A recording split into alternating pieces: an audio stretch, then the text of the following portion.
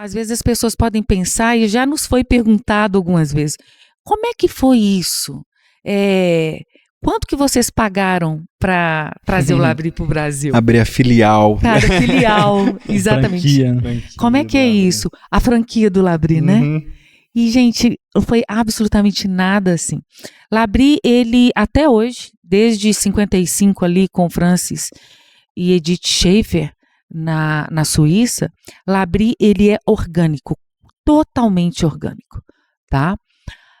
Tanto no Labri, de todos os Labris que existem no mundo, e aqui no Labri Brasil, a gente recebe e-mails perguntando, eu me identifico com a missão, eu me identifico com o Labri, como que a gente faz para abrir um Labri na minha cidade, né? E a nossa resposta, e a que nós tivemos, foi o seguinte, olha, o que é da vontade de Deus será. E é interessante um pouquinho dessa história. Rodolfo Amorim, que é que vocês vão conversar.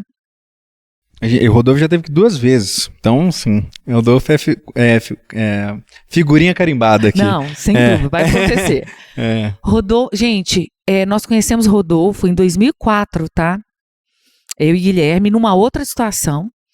E Rodolfo, ele, no ano entre 2000 e 2002, Rodolfo foi para a Inglaterra para aprimorar o inglês. E ele tinha lido sobre Labri e sobre Schaefer. Num dos livros de Francis Schaefer, ele leu sobre Labri e ele falou, nossa, será que ainda existe Labri aqui na Inglaterra? E ele foi procurar, achou que tinha, foi.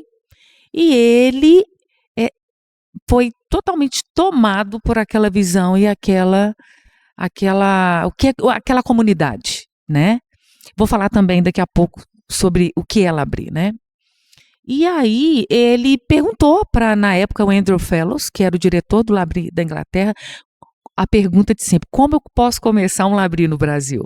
A resposta de sempre, para Deus nada é impossível. Que é meio assim, tipo, né? Você não está dizendo não, mas está dizendo, olha, não é tão fácil como você pensa. Mas a pergunta principal foi feita depois por Rodolfo. Você tem um grupo de cristãos que eles dialogam com a cultura, eles sentam para sentar e conversar sobre cultura, sobre arte, sobre hospitalidade, sobre fé? Eles fazem esses links. Você conhece, gente? Se você conhece cristãos assim? E o Rodolfo, naquela época, era de uma igreja neopentecostal, lá para o lado de Contagem, eu não sei bem qual o nome agora, e ele disse, não, sou sozinho nessa história. E ali começou, mas o Rodolfo continuou tendo contato com o Andrew, por e-mail, Skype, de vez em quando. Passado um tempo, o Rodolfo foi fazer um curso na fundação da avó do Guilherme, que é essa fundação que cuidavam de crianças, de mulheres, uma fundação muito grande, que era bem forte na década de 80 e 90, em BH e Contagem. Ele foi fazer lá um curso. Não, ele foi fazer um estágio, gente. E aí ele conhece a tia do Guilherme, e nessa época o Guilherme estava começando a CAT, Associação Kuyper para Estudos Transdisciplinares, que é o útero da BC2. É muito legal que você fica vendo cada coisa e a gente estava no começo de tudo, né? O útero da BC2, tá ok? Gente, a CAT sim é aquele lugar que tudo dava errado. O louco que hoje o povo vê e fala, nossa! Que chique. E mal sabem da história. Eu tava lá. Eu era... E sempre fui a pessoa que sempre fez o café, arrumou. Vem, gente! Eu sou essa pessoa da hospitalidade mesmo, né? Eu sou sempre aquela que tá ali por trás e que faz tudo para que tudo possa florescer mesmo. E eu gosto disso. Fomos lá procurar uma sala para que a CAT pudesse fazer um curso de apologética schaeferiana. Nossa, olha esse encontro, Sim, né? gente. Olha esse encontro. Que e aí absurdo. A tia do Guilherme falou assim, aqui ó, vou te apresentar o meu sobrinho, ele vai vir aqui hoje. Eu acho que vocês dois combinam. Toda a vida que eu olhei para o Guilherme e para você, Rodolfo, cada um tá com um livro na mão, lendo e perguntando coisas. Vocês dois precisam se conhecer. Gente, e ela nem sabia exatamente o que os dois estavam lendo. Assim. Nada, só sabia que tava com o livro na mão. Que os dois eram inquietos. Gente, também. chegamos lá, ela apresentou um pro outro. E foi assim, você é o cara que lê muito? O Rodolfo pro Guilherme. Aí o Guilherme, você foi o cara que foi no Labri? E os dois começaram a conversar. Até hoje estão conversando. Até hoje. Nunca fechou. Essa conversa não vai acabar nunca. Nunca. E quando eu vi que o papo não acabava, eu fui ver qual sala que dava pra gente fazer o nosso curso. Melhor deixar esses dois. Muito legal, gente. Ali nasce uma amizade, né? Que tá caminhando por 15 anos. E ali, o Rodolfo não somente fez esse curso de apologética baseado em Schaeffer, como depois, num outro curso de apologética, o Rodolfo veio para dar aula. E daí nasce Pro Labri Brasil, que é o antes de Labri. O que é o Pro? É um grupo de gente a favor de um Labri no Brasil. E aí, esse grupo do qual Andrew Fellows fala, ele começa a surgir. Pessoas que começam a se encontrar. E assim, como que era feito isso, gente? Lia-se textos, encontrava para discutir esses textos, né? Pegava um capítulo ali do Deus que intervém, vários livros do Schaeffer, lia, encontrava para conversar, para orar, para fazer o que Labri faz, que é o trabalho dele, né? Que é esse lugar. O que Labri é? Labri é um centro de estudos que combina a vida em comunidade, hospitalidade, oração e pensamento. Então é interessante você ver lá no comecinho essa semente sendo jogada num chão, que é o coração de pessoas que falam, olha, isso é válido, precisa de ter isso no Brasil, né? E daí eu acredito que há pouco tempo depois, gente, isso aconteceu em 2004, 2005 e 2006. O Andrew Fellows vem ao Brasil para um encontro, né? Estou contando aqui para vocês a história de um monte de coisa legal que acho que poucas coisas disso que eu estou contando já foi falado. Esse encontro foi realizado pela ACAT e o Guilherme chamou, nessa época, o CAD, representado aí por Maurício Cunha, né? E veio, nessa época a gente estava chegando no Brasil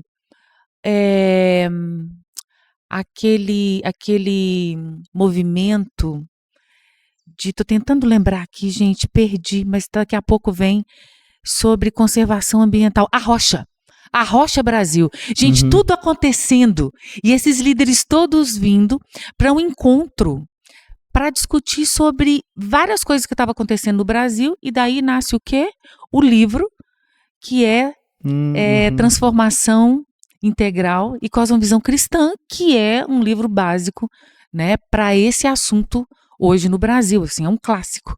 Queiram sim, queiram não, é o livro, que foi premiado em 2007, Prêmio Arete de melhor livro cristão. Que legal, hein? E aí, com os autores Guilherme, Maurício e Cláudio.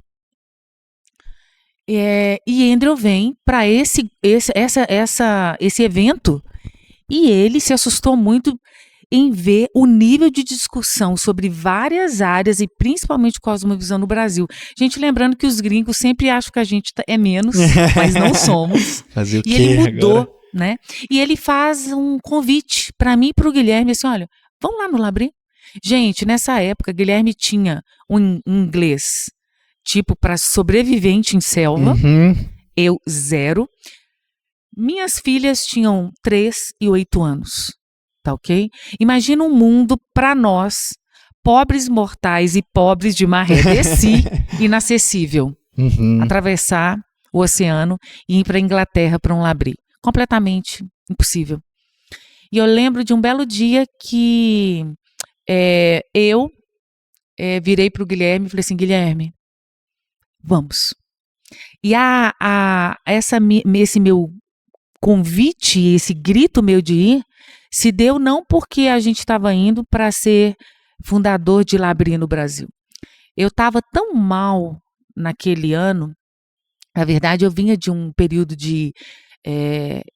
da minha vida como um todo cristã, eu diria que eu estava numa terra seca, eu estava numa época da minha vida. Gente, eu não ia desviar nunca, porque eu sou a irmã do coque, a do joelho de camelo, Uhum. eu ia para o monte, não ia desviar não, mas eu acho que eu estaria aí dentro de um número, talvez, de cristãos, assim, meio um pouco fora da instituição, sabe? Mas o Senhor não deixou eu pôr nem o pezinho lá fora para ver, não. Eu queria ir para Labri porque eu sabia que Labri era esse lugar de abrigo. Eu estava muito machucada, muito triste, muito seca mesmo, assim, de ouvir a palavra de Deus, ou até mesmo de ouvir Deus falar comigo, sabe? Então eu queria ir para Labri porque eu entendi depois de ler os livros do Schaeffer o que Labri era. Então o meu convite, né, de falar assim, Guilherme, vamos, foi no sentido do que eu precisava e não de começar um Labri aqui no Brasil. E aí eu me lembro que o Guilherme olhou e falou assim, Alessandra, é impossível, né? Guilherme nessa época estava terminando o 2º mestrado dele na área de ciência da religião, esperando os editais pelo Brasil abrirem para que ele pudesse prestar concurso para ser um professor universitário na área de ciência da religião, que estava também despontando no Brasil. Gente, eu estou falando aqui de 2006, ok? Então, eu me lembro dele falar assim, olha, vamos orar.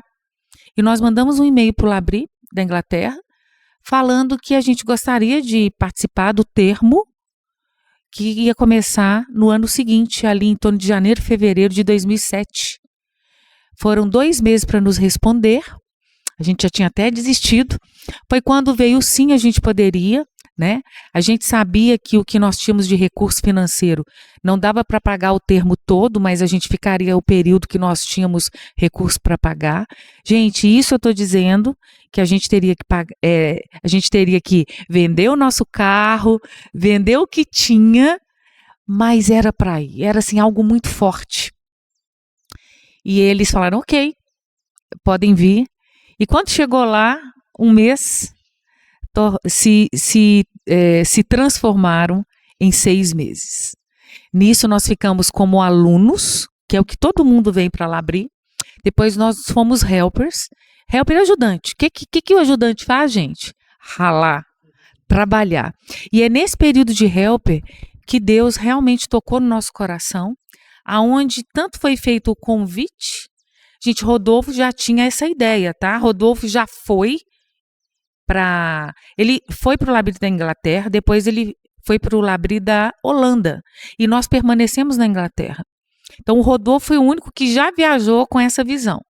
A gente não. Lá Deus mudou isso, ele virou essa chave. É muito interessante que no final do nosso período de treinamento, eu lembro que eu falei assim com o Andrew. Falei, Andrew, eu tenho medo disso que é pela frente. Eu não acho que eu estou pronta. E eu lembro que ele é muito brincalhão, até hoje ele falou assim, ufa, ainda bem, se você falasse que não tinha medo, eu ia ter medo, né? E ele falou, é isso mesmo, a gente não sabe tudo. E o medo, ele nos protege, ele nos faz ser humanos, e tá tudo bem. Agora, uma coisa é verdade, não é você que escolheu o Labri para ser obreira. Na verdade, o Labri é que te escolheu, eu só estava esperando o momento disso acontecer. Gente, sabe quando você fala, yes, é isso? Porque quando eu olho para a minha história, e nessa época, gente, eu já tinha nada mais, nada menos que 12 anos de casada, tá? Então, a gente já estava ali, a gente já tinha feito todo, percorrido ali um caminho de abrir e fechar a igreja. A gente é do tipo de organizar o acampamento, fazer as inscrições do acampamento, as compras do acampamento, cozinhar, terminar, trocar de roupa e dirigir louvor. Entendeu? Eu falar, o louvor, a Alessandra canta, o Guilherme toca teclado, piano. Isso aí. Então é muito legal quando você vê sua trajetória que Deus já estava fazendo tudo ali, né? Eu amo quando eu olho para trás e ver que Deus já estava preparando, né? E aí nós fomos aceitos, né, como obreiros, Isso aconteceu em dezembro de 2007. Foi nos dito um sim, vocês estão aprovados. Em janeiro de 2008, éramos obreiros do Labri Brasil, porém, o sim é só um sim. Não havia ali recursos financeiros para bancar nem os obreiros no Brasil, nem uma propriedade, ok? Então... Sim, pode ir lá e se virar. Isso. Conte com as nossas orações. Literalmente. Nada é impossível para Deus. E é isso mesmo, gente. Né? Acreditem. A gente tinha um sim e não tinha uma caneca, nem um prato e nem um garfo. Uhum. Nada. Então, por isso que eu acho que assim, eu sou essa entusiasmada, né, com Deus e até com aquele momento que parece que está dando tudo errado, é porque eu sei e eu acho que nessa hora também Deus permite isso para que a gente não dê, né, não dê conta do milagre a outra pessoa que não seja ele mesmo. Que a gente não dependa de nada nem ninguém que seja ele. E isso é um princípio de Labri também, né? Então, nós tínhamos o sim, e eu me lembro que no primeiro fim de semana de março de 2008, nós fizemos em Macacos, nosso primeiro retiro de fim de semana. Uma casa alugada, sabe esses sítios que porteira cheia, né? Tem tudo, cama, as pessoas só tinham que levar a roupa de cama, mas tinha tudo, uma casa completa. E eu me lembro que um amigo nosso falou assim, olha, amigos que foram e pessoas que sabiam da nossa caminhada, porque, gente, nós começamos, fomos para a Inglaterra em final de fevereiro de 2007, ficamos na Inglaterra até setembro, de setembro de 2007 até novembro, nós ficamos no branch da Holanda. Voltamos para o Brasil em dezembro de 2007. Labri começa em janeiro de 2008, ok? Eu lembro então nós tínhamos amigos que compartilharam da gente, desse tempo da gente na Europa, né? E eu lembro que um amigo falou assim, nossa, gente, isso é sensacional. O primeiro retiro o título foi As Imagens de Cristo na História. Foi muito legal. Eu me lembro desse primeiro retiro e participou, foi edificante, foi muito legal. Mas ele falou, olha, o povo vai vir, mas logo, logo vai enjoar disso, né, gente? Vocês não vão ter ninguém. Aquele amigo, sabe? Sincerão, né? Sabe aquele amigo, Neemias, Poxa, quando estava construindo o muro? Peraí. Passamos a pose aí, acabou. Sempre legal, tem. mas... Gente, para honra e glória do Senhor, passaram-se 15 anos. Todos os retiros, full, cheios. E é isso, não é você. Tem uma música que eu gosto muito, que eu esqueci agora o grupo, mas a música fala o seguinte, bote o pé que eu boto o chão. É isso. Projeto Norte, eu acho que chama. O menino ligadão. Gosto desses meninos. Isso é bom demais. Não é? Bom demais. Muito bom. Bote o pé que eu boto o chão. Eu acho que é isso que a gente precisa, independente da nossa esfera de atuação. Seja a missão, seja a música, em termos da cultura, qualquer área da cultura, e de uma forma geral, gente, isso aí, né? Que não foi diferente da Esperança. Eu contei aqui a nossa história, né, como missão, como Labri, que não é diferente da história da Igreja Esperança, né? Que mesma palavra que eu percebo de Deus, bote o pé que eu boto o chão.